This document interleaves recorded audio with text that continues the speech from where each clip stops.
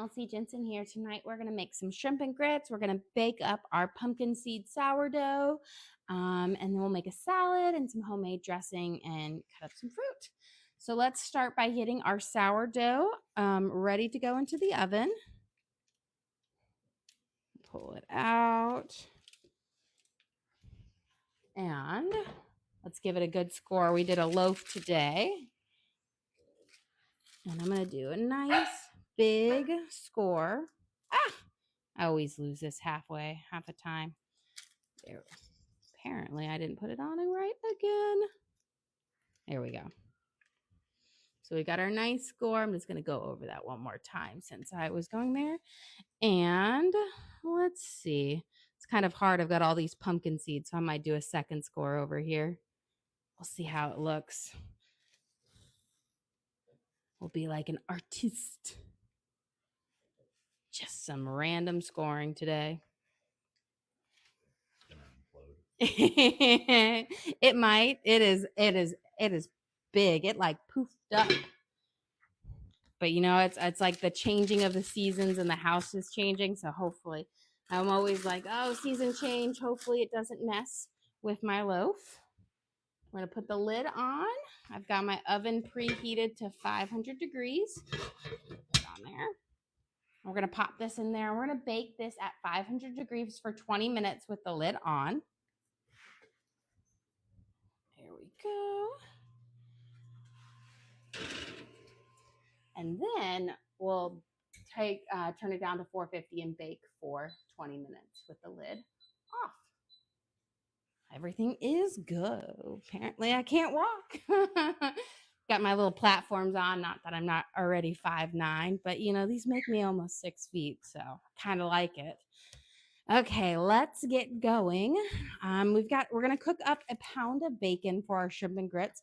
We're gonna saute it up. This is gonna season the sauce, and we're gonna use a little bit of that bacon grease for frying up our shrimp as well. It gives it a little bit more flavor. So it's kind of a nice part. I'm using a thick cut, which I think is great for cooking versus for eating. I like the thinner cut for eating, but the thick cut is nice for cooking because it's a bit more substantial. Let me just pop this in the trash. And then I'm just going to use my kitchen shears here, and we're just going to cut it up into nice little kind of chunks. No science to it, no precision, just snippy snips. You have a question? Do you ever have to throw food out because it wasn't eaten? No. I try to really make sure I just have enough food for each night.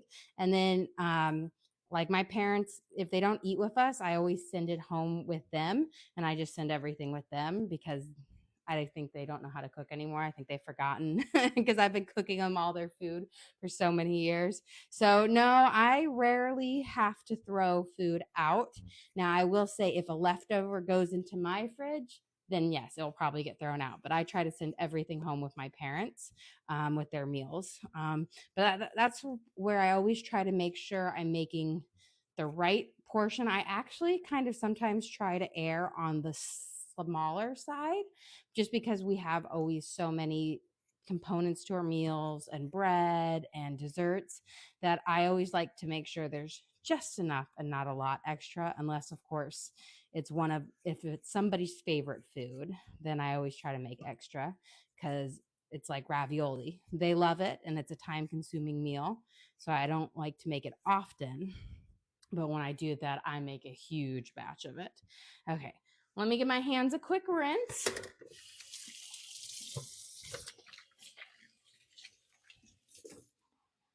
Huge batch of ravioli. Oh, well. The same ravioli we ran out of. Yes, I make a huge batch, and somehow they'll eat like 3 or 4 plates of it, and more than they would eat of anything else ever.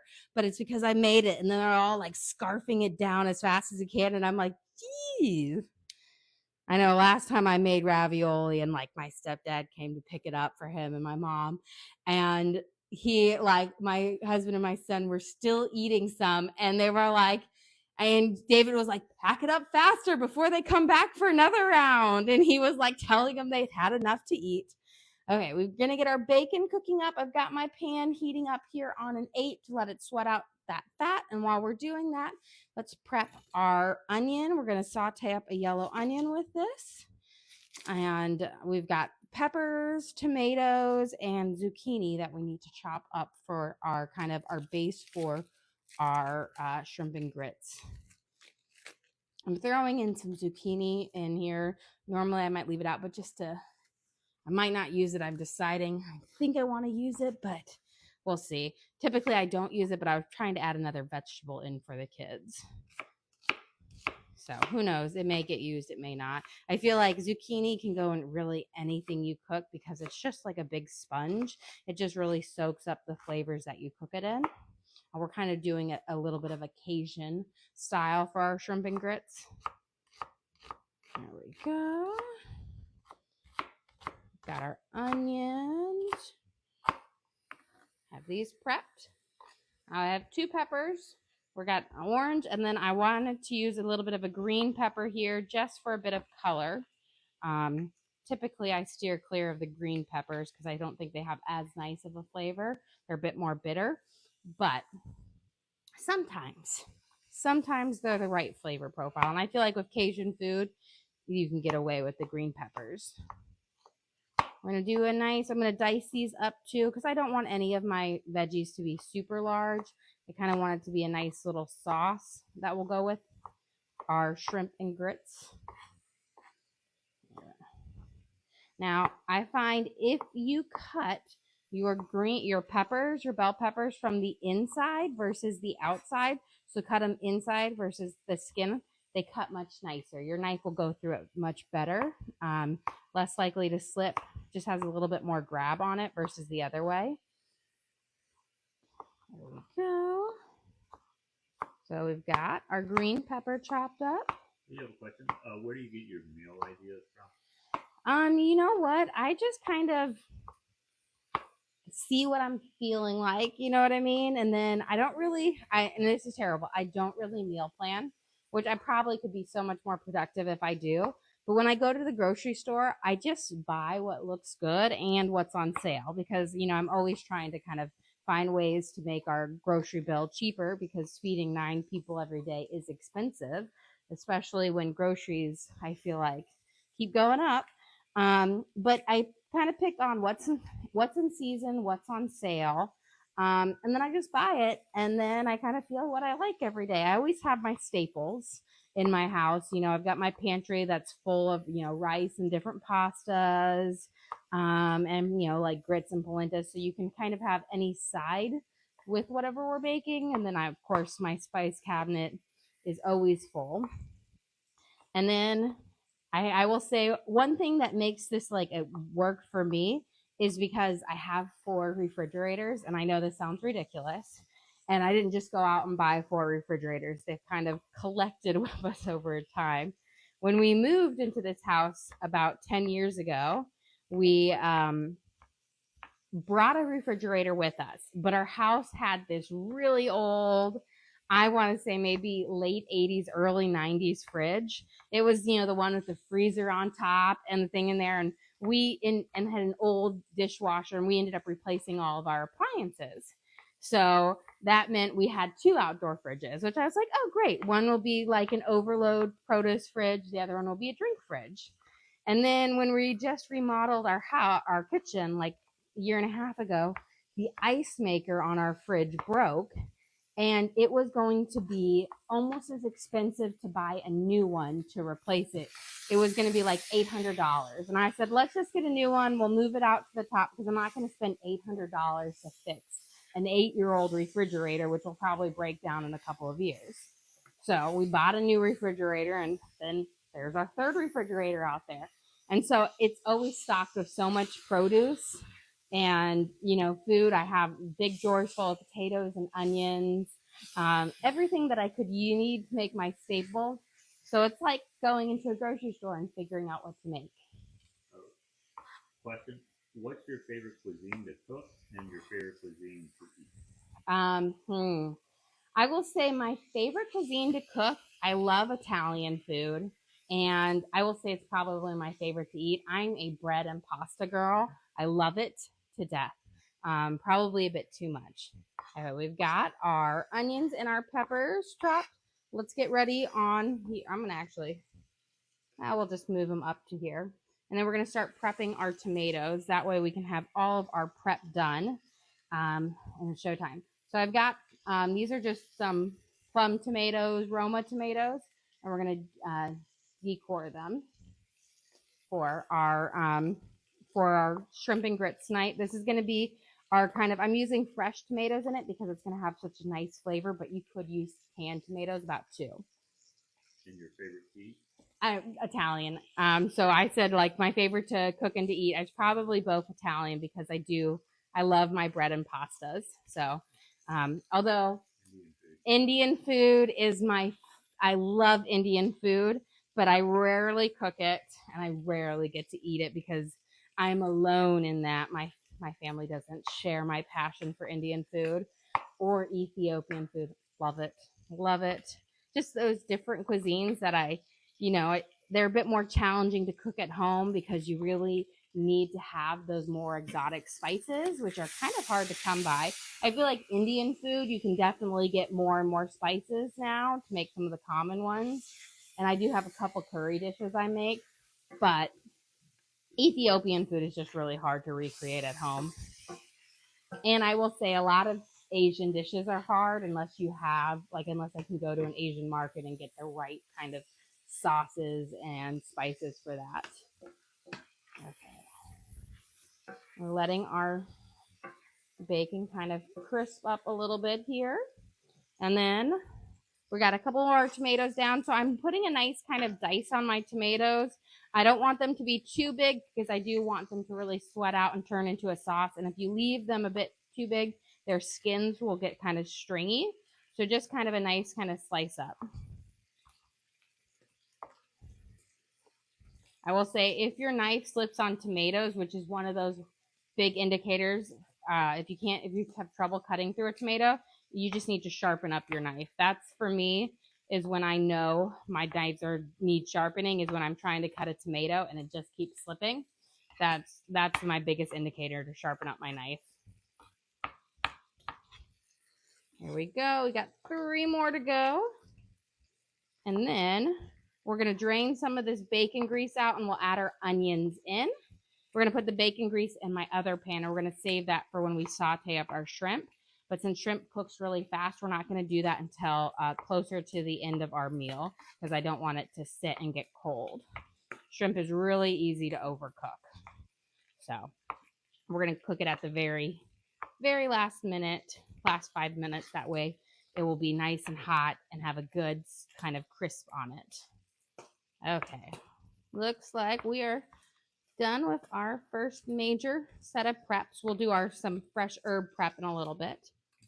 But we've got our yellow onion diced up, a green pepper diced up, an orange bell pepper, and then about 8 plum tomatoes or Roma tomatoes diced up. Okay.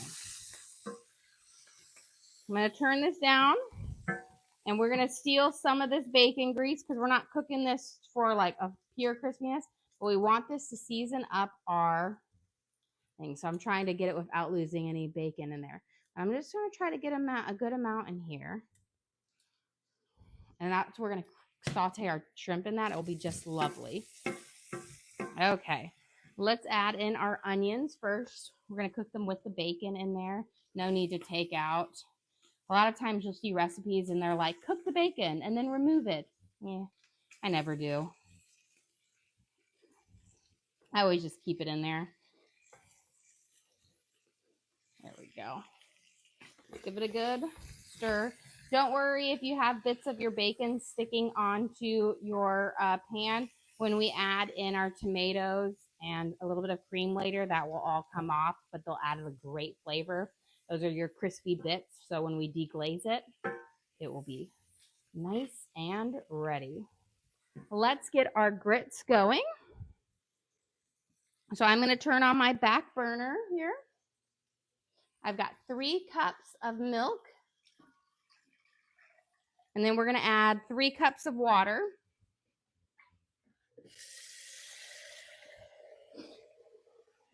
And then this will be for 1.5 cups of grits. We're going to bring it to a boil, and then we'll add in our grits. I'm going to make, it's going to be like a 4 cheese grits to go with it. I have got Swiss Gruyere, Parmesan, and Gouda. So it's going to be delicious, but they're going to be a nice cheesy grits. So, but we want this to come to a boil. And let's add in some, I'm going to add garlic salt instead of just plain salt. Gives it a little bit more savory of a flavor. We want about 2 teaspoons. I'll bring that in there. And I'm going to have it on high. And I'm going to put my lid on. That will just help my Dutch oven heat it up a little bit faster. Okay. I'm going to give my onions a nice stir. I'm just cooking them till they're just a little bit, they're starting to get translucent. I'm not waiting necessarily for a caramelization. Just translucent means they've lost most of that astringent flavor in them, and they'll be nice and tender. Okay. I will say bacon and onions smell so good. And now we're going to add in some garlic in there.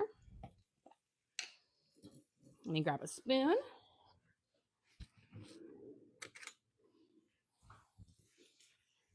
We're going to put in about a tablespoon of garlic. This is just going to add a really nice flavor. If you were going to use fresh garlic, you probably want around 5 to 6 cloves that you mince up. There we go. There we go. Give it a good stir. We're going to let that kind of saute for just a second here. And let's get to our green onions kind of prepped, because we're going to throw our green onions in here with our onions, at least the bottom part. We'll save the greener part at the top for coming in a little bit later to keep that flavor fresh. I'm going to give them a quick rinse. I'll say recently they call these green onions, but these look more like spring onions because they are so fat, a lot bigger than I'm used to getting from the store, but they've been delicious. So I'm just going to cut off the very tips because this white part will be great to be sauteed up. So no need to get rid of them because we are cooking. If you were doing a dish that you were eating like fresh or raw, you wouldn't want to use those white parts because they'd be pretty astringent in flavor. So we're going to save the green part to come in later because they're a bit more delicate, and we're going to throw these white parts in now. Let them cook up. Here we go. Give them a quick stir. And as I'm stirring them, I am taking I'm scraping at the bottom of my pan to help bring up more and more of those kind of tasty little bits from the bacon. Okay. Let's add in our bell peppers now. We've got our green and our orange.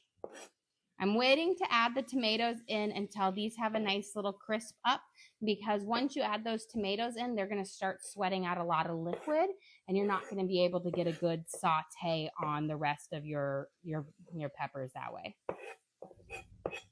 So always think about when you're sauteing up vegetables, leave the most tender or the juiciest ones for last. That way you'll be able to get a good saute on the rest of it, and that's going to add out a lot of flavor. Okay, let's let those saute up nicely, and throw that in there. We're going to move our tomatoes to the side so I can start prepping the rest of my ingredients.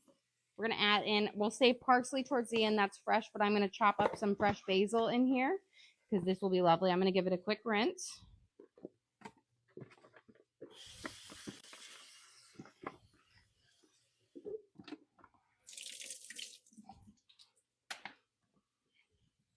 I will say I've been picking all my fresh basil out of my garden, and it needs to recuperate.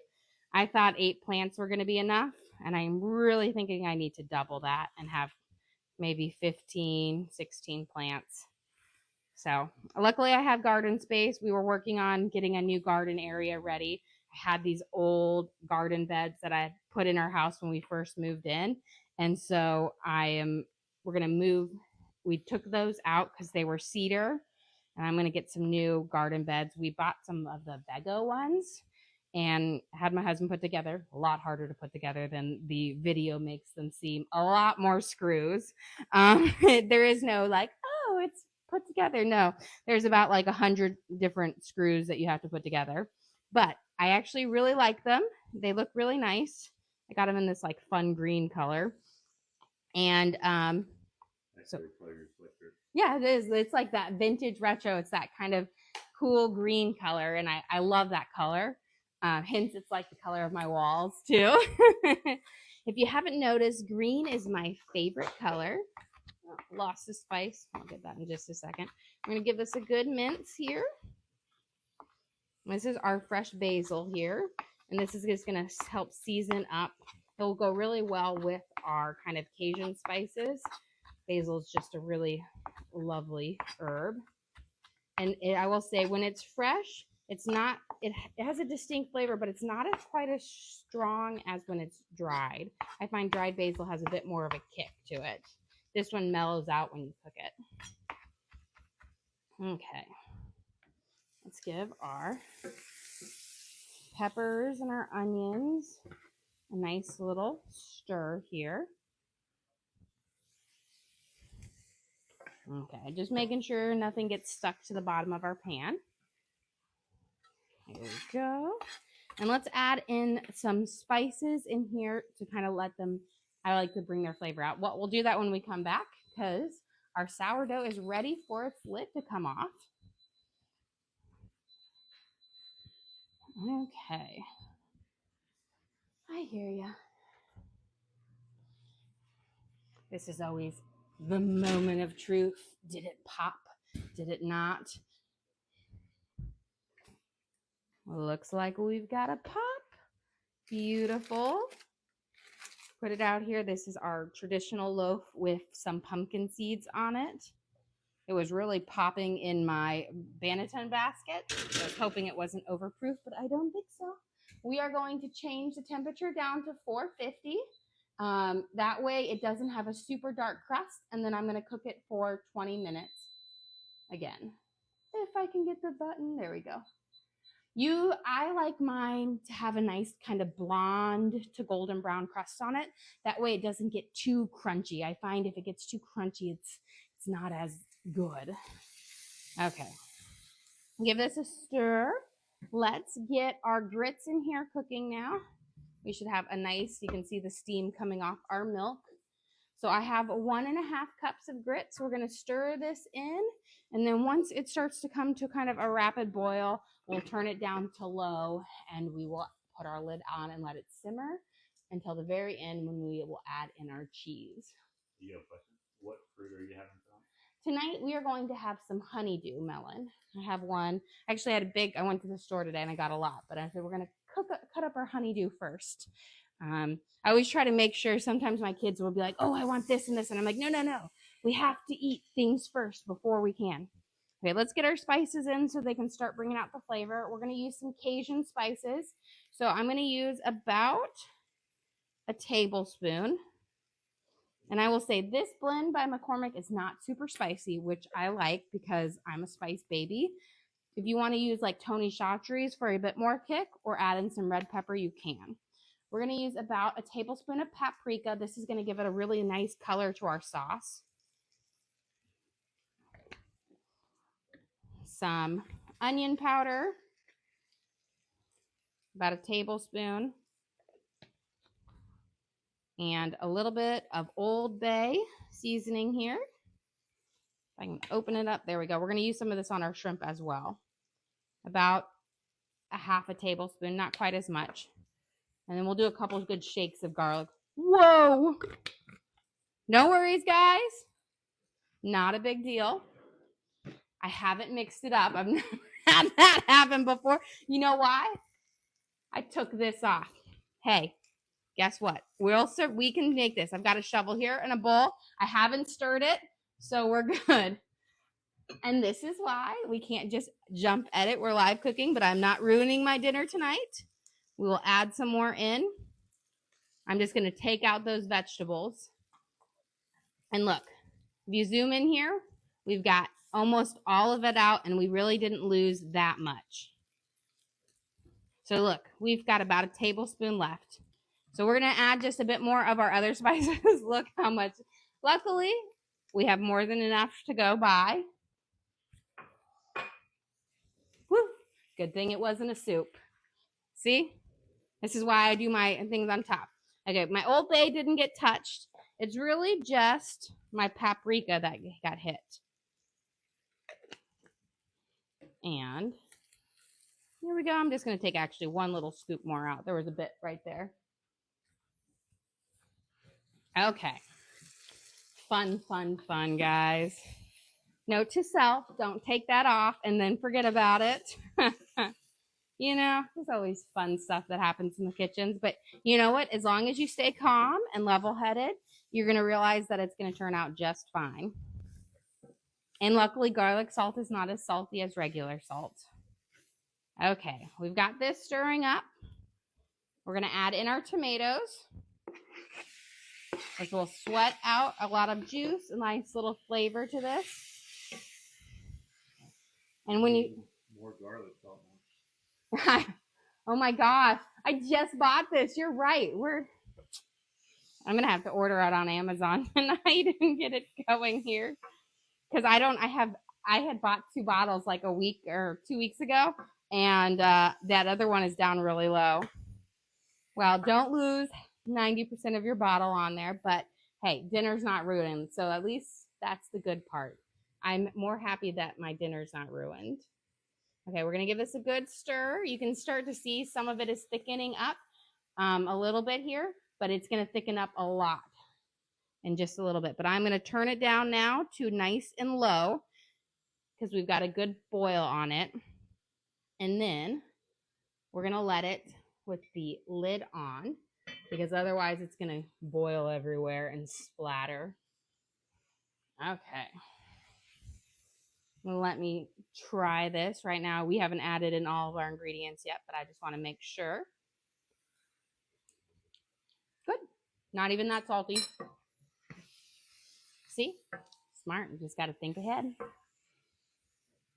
Okay. Let's let that simmer and cook. Let's not forget our fresh basil here. And give this a good stir. And you see as our little bits on the bottom of our plant or thing are starting to come up as well, which is good. That's going to add a little bit more flavor to it. Okay. And you could use chicken broth if you wanted to, or things. We're going to use 1 cup of water, and then I'm going to grab a little bit of my chicken bouillon. We're going to add it in here. The chat saying I need to save it for a bloopers video. I know. I was going to say, I might not even add chicken broth in here because I don't know if I want to. It's good. What happens when you cook live? It is what happens when you cook live. Okay, we're going to let this simmer. And while we're doing that, let's prep up our salad, and then we're going to prep up our shrimp. So let's do our salad real quick. We're just going to do a basic garden salad here. It's going to be scrumptious. I always like to have a nice we're in the summer thing, so a nice fresh salad to go will be great. So we've got some romaine, although I feel like I'm almost ready to pick another batch of romaine. You know, if you just slowly pick your lettuces, they will kind of grow back. If you overpick them before, then they die off. So I'm trying to just pick it once a week for a fresh romaine salad. We've got some baby cucumbers here. I'm going to add a nice little slices.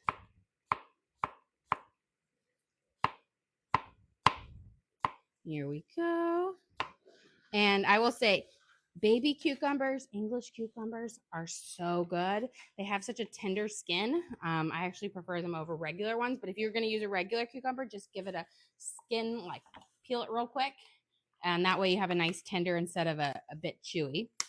I've got a handful of our tomatoes. They've already been washed since I washed them when I did the whole package earlier. And I'm just going to quarter them. That way they'll soak up our vinaigrette we'll make it here in a little bit. But I just want to get this prepped because we're going to be peeling up our shrimp in just a second. And that might get a little messy. Okay. And we'll do a little bit of our red onion here. You don't need much, but I do find that red onion is a nice flavor in a salad. I don't even need that much. This is perfect. It adds just a nice little zesty crunch to it. Okay. Let me give this a quick stir. I'm going to get my lemon prepped. We're going to put one lemon we're going to use for our shrimp, and one is going in here. So I'll squeeze. That acid just kind of really brings out those Cajun flavors, and we'll just make it really lovely. I'm going to turn this down to a low to let it simmer now. Here we go. And this is kind of our grits. We're going to add some cream to this towards the end, but you want to add your cream at the very end. Otherwise, it can curdle if you do. Okay, let's peel up our shrimp. We've got these jumbo shrimps here, and I'm just going to pull off the whole thing and just remove them like that. And they're gray. If you're not used to cooking with shrimp, that means they're raw. So we're going to cook them until they turn pink. Shrimp is a really easy food to know when it's done because it's pink. And I will say they're much nicer if you don't get them pre-cooked. Pre-cooked, you're going to get more of a chewy shrimp. And they're really not that hard to peel off. So I get them here. These are, I will say, you can get a smaller size that already come. They will still have the tails on them, but they'll come with the most of it off. But I like these really big jumbo shrimp because look at these. These are huge. And shrimp is just so lovely. We're going to fry these up in our bacon grease. And I'm going to do a Cajun seasoning with some lemon on it, some paprika, and garlic powder. And they'll go really great with our shrimp and grits. We'll go with our grits and then our sauce here that we're making. It's going to be a Cajun tomato-based sauce. It'll be lovely. So we're going to get these all. This is like a little over 2 pounds of shrimp here.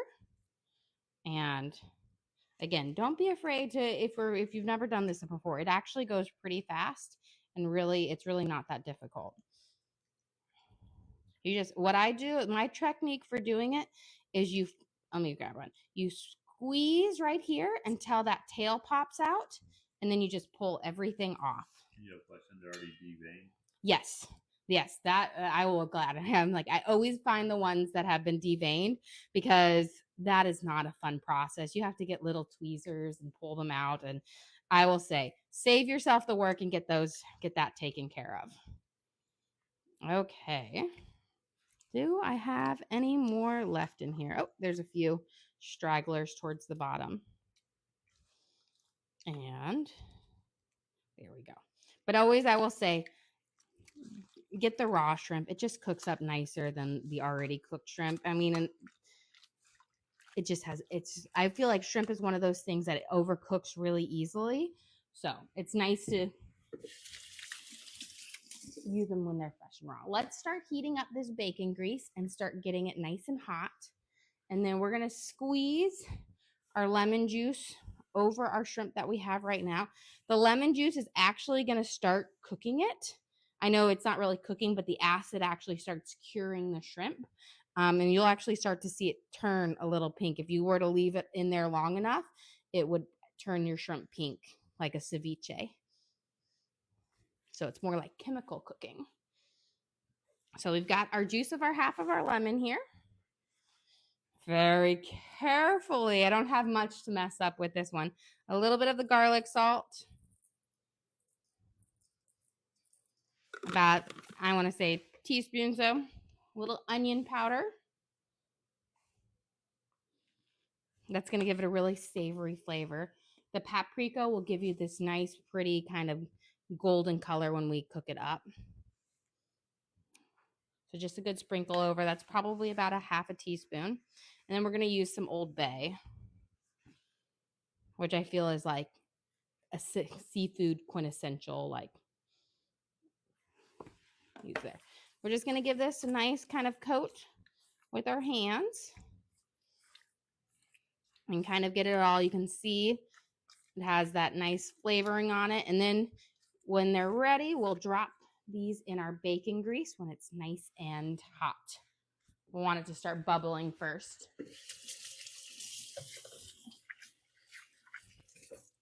Okay. You have a question? What's Old Bay? Old Bay it's just a basic seafood seasoning. It really is something you can make at home. It has celery salt and then like paprika, red pepper, black pepper, but it's like a seasoned salt that goes over it, but it pairs really well with seafood. And it's super, like, I feel like it's the quintessential one, like crab cakes.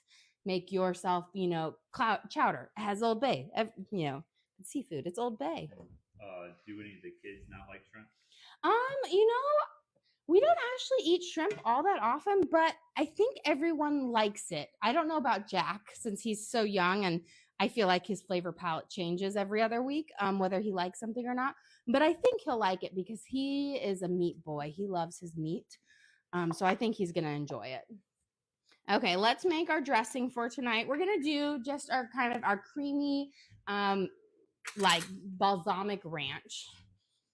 So we're going to use about 2 tablespoons of mayo.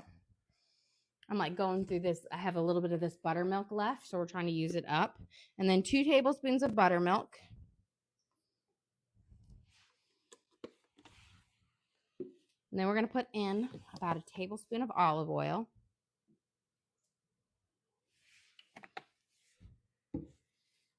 And a tablespoon, maybe 2 tablespoons of balsamic.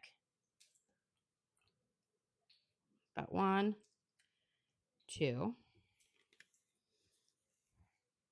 And now let's get some fresh herbs put in here. We're going to use some of our fresh herbs, our green onions in there. I'm going to kind of cut them nice and small. This is going to give that a nice oniony flavor to our ranch, which is just lovely. So we're going to add in about a tablespoon of diced up onions. And then I've got some fresh parsley over here. We're going to add in about 2 tablespoons of fresh parsley. Maybe a pinch more.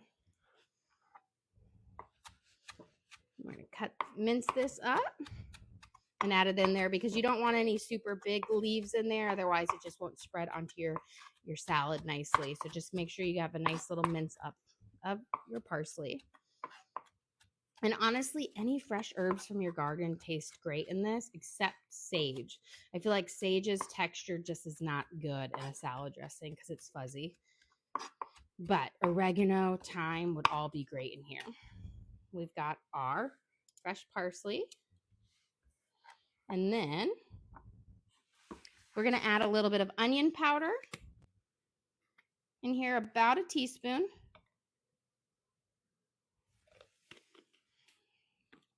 A little bit of garlic salt, about half a teaspoon. You don't need much. You just want a nice little garlic flavor to it. The mayo is already going to give you kind of a saltier flavor to it.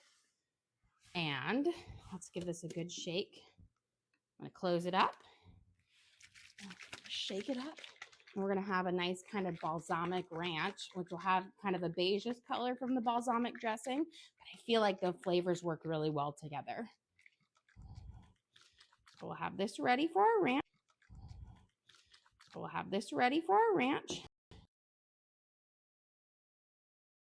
And we're going to start sauteing up our shrimp in batches.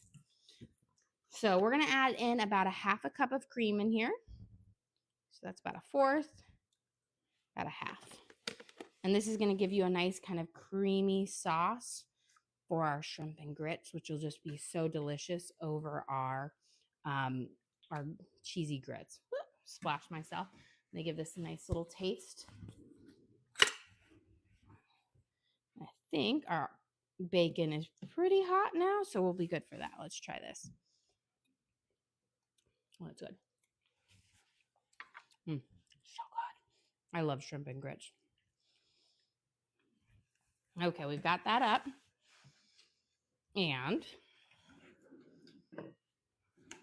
we're going to just do a couple shrimp at a time because I don't want it to over like sweat out and they don't get a good crisping edge on them. And again, we have them in this bacon grease that is going to add another great flavor to it. There we go. Put one more in here. And then we're going to let those saute up. And the nice thing about shrimp is we'll know they're ready when they turn pink. Here is our, look at our grits here. And we are just about there, so we're going to add in our cheese in just a second.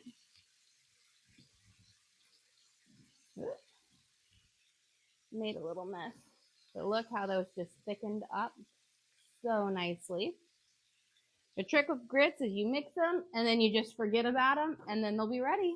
You have a question? Do you save bacon grease? I do not save bacon grease. I know lots of people do, but I never have enough of it really to save, and then I feel like I know the fat keeps it like clean. I just, in my mind, it's a mental thing. I'm like the same thing with oil. Like when you're frying stuff, I always get rid of it. Okay, we're gonna add in about 2 cups of our Swiss and Gruyere shredded cheese. And then this is where I'm just getting rid of all like my shredded cheeses in here. I've got about a 1/4 cup of Gouda. And I will say grits are a great way to use up your cheese. It's just like a mac and cheese, but slightly different. Mix this in there. And then we've got our I lost a piece of cheese. And then I've got some Parmesan cheese here. About, again, maybe a 1/4 of a cup. It's a great way to just kind of get to the bottom of your cheese packages. You got a comment that someone followed your advice and bought an uncut watermelon to save money. Yes. Hopefully you'll go through it all. I know if you can't eat it all, but it's so much cheaper because that big, huge watermelon is like $6 and it's a fraction of the cost. Oh, yeah, they kill you on. Oh, they do. That whole cutting up, they really do. Look at this. So cheesy. You can see those stretchy cheese pulls in here. This is what's going to make it absolutely delicious. We're going to let me flip these real quick, and then we're going to grab our sourdough out of the oven. But look at this nice syrup on them. They're kind of slippery today. And then when this batches, what we'll do is we'll transfer it over into our sauce when they're done. But it's nice to just cook them up quickly. I'm going to pull this out of the way because it's going to be hot when we come over here.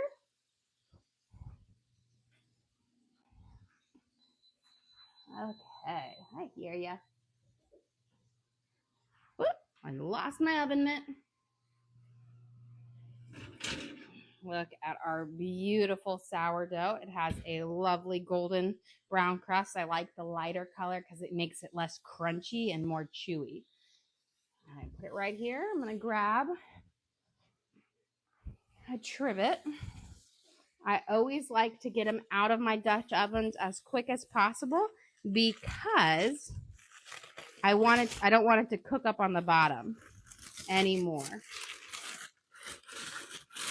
So look at our beautiful loaf here. My crazy scoring that I didn't really pay any attention to. But we have the pumpkin seeds on it. And it's just our traditional loaf inside. So it's going to be nice and fluffy. But that crunch on the outside is amazing. And then look, we'll have a nice golden brown bottom, which is why you take it out of your Dutch oven right away. Because this Dutch oven will stay at like 450, 500 degrees for another good 20 minutes. And it will keep cooking your bread. So don't leave it in there. Flip it out. You can put it on a drying rack or on, I just put it on my cutting board so it's ready for when we're ready to eat. Okay. Yeah, you have a question. How'd you learn to cook like this? And you know what? It's just been years of practice. I have been cooking for my family since I was 13 years old. I started cooking. We started off taking like one meal a night, each of like us younger kids, and then I slowly started taking more and more nights of dinner, to where I was cooking like 4 or 5 days a week. And I really love it. And I have always had a passion for it, and I've had a pretty good palate. And so I would go out to like a restaurant and we'd eat something, and then I'd be like, oh, I got to figure out how to make this at home. And like a lot of times, the restaurants will tell you what ingredients they are. So I got to start, and then I'll be figuring it out and trying to make it all work. But I will say, it's just practice over time, and then you get better and better at it. You have a comment that someone wishes they had the confidence to start on sourdough. You know what? It is a lot easier than you think. Don't be afraid by it. It's a really fun journey, and we're actually about to start a new starter journey for everyone, so they can learn how to make their starter. Once you have your starter, and I will say it takes. You can start making bread after a week most of the time, but your best breads aren't going to happen until like a month out when your starter is really established. But you'll still be able to make so many great recipes along the time, and it's not hard. And there's so many delicious things you can do, and it's so good for you. Okay, we've got our first batch of shrimpies in. Let's add our next one. I was really nervous to start sourdough. Sourdough has always been my favorite bread, and I'd always just been growing up making yeast breads or using a bread machine. And so I finally like took the plunge, a year or so ago, and I have been loving it. And I don't regret it one bit. I've had a couple bad loaves, but I feel like you learn something from it. One of the loaves I had was because the I had put my loaf to cold proof outside in the like my drink fridge, and my drink fridge has a spot that like freezes everything, and my loaf froze. And I thought, oh, how bad can it be? It's Don't ever cook up a frozen loaf. It won't cook. It was so gummy and dense. But you learn things. You'll learn how your house like really messes with things, like the temperature of your house. So if you keep a warmer house, you can make bread faster because it ferments faster and proofs faster. So like this one was really proofing up a lot when it was filling out, but I think it's going to be so good. You can even see like it's got a nice push on it. It's going to be so fluffy inside. Okay, let's get this shrimp cooking up. Let's see if I need to add anything else.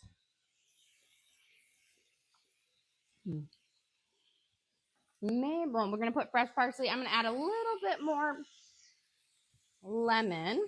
I like the lemon cuts through the spiciness, I find. And my daughter Evie, she always loves to eat the lemon. So we'll add a little bit of lemon. I'm going to try to get it on top of the shrimp because I think the lemon on the shrimp is going to be really good. Okay.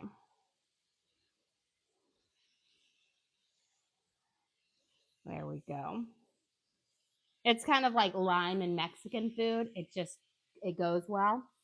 This lemon's going to cut through and just make that spiciness flow a little bit better. Okay, we can start to see the tips of here. We're going to flip them. And we seasoned our shrimp with lemon juice, paprika, garlic salt, and Old Bay seasoning, and we're cooking it up in our bacon grease. So it's going to have just such a good savory flavor. And you want to cook your shrimp on high because you don't want to go. This is something that I will say. Shrimp and scallops, you want to do high. You don't want to go low because you want to sear them. They cook through really fast. So if you cook them on too low of a temperature, you're going to get a rubbery result. So you want to cook them up nice and high. Okay, and I've got that. I'm going to start getting ready because these will be done in about 30 seconds.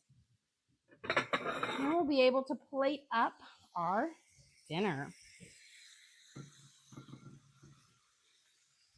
But that's what I will say. If you're not used to cooking shrimp, it's really easy. And this is one that you don't have to guess when they're done, because when they are pink, they are done. And it's funny how they'll just change colors right in front of your eyes. There we go. And I think we can start adding, yep. I'll turn this off. And we're going to add these into our sauce over here. And then we can serve up.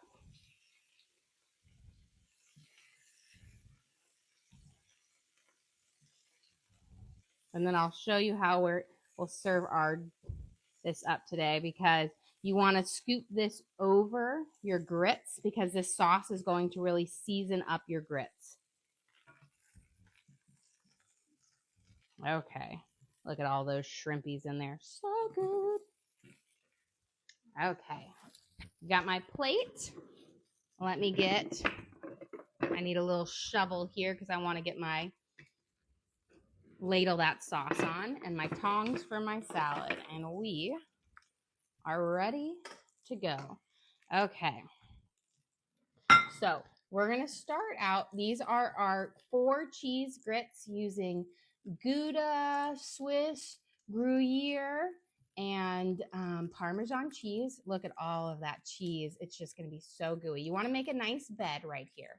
And that's really key, because we're going to take our shrimp and our grits and we're going to pour it right over the top, and that is going to add so much flavor to it. That sauce has so much flavor into it, and it's going to just really pop. And then we have our garden salad that we'll put on the side with our balsamic ranch. So I'm going to shake it up, and we're going to drizzle our homemade balsamic ranch on here. And then we'll have our homemade sourdough bread to go with it. So we'll cut that up in just a little bit, and you can dip that in the sauce, and it's going to be so good. I love shrimp and grits. I love this meal. Well, guys, thank you so much for joining us here today. Don't forget to like and subscribe. I try to do live cooking shows every single day, show you what we're making for our family, and hopefully teach you something along the way.